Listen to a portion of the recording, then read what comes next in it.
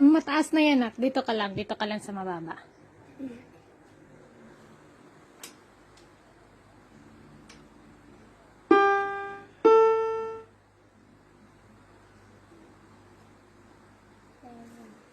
Dito, 7.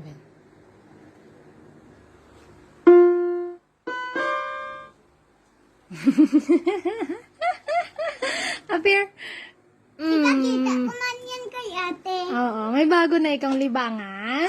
Yes. Kay ate. Sige, ulit daw, be. Yehey, nabilhan na din ng stand yung aming keyboard.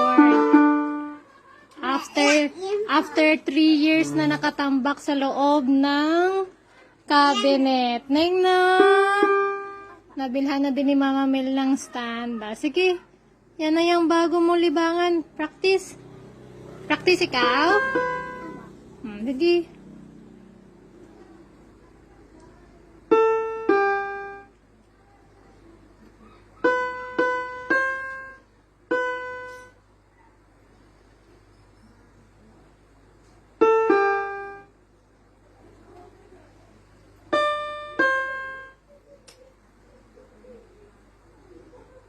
Memorize mo yan para may ano ka, memorize na pyesa.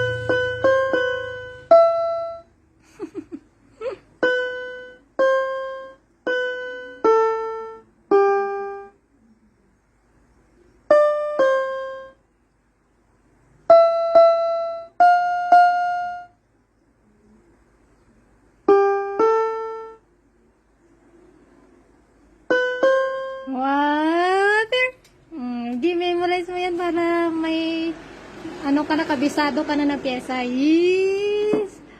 Patayin na natin? Ipakita mo ba kay ate? Sige, bye-bye na. Bye-bye.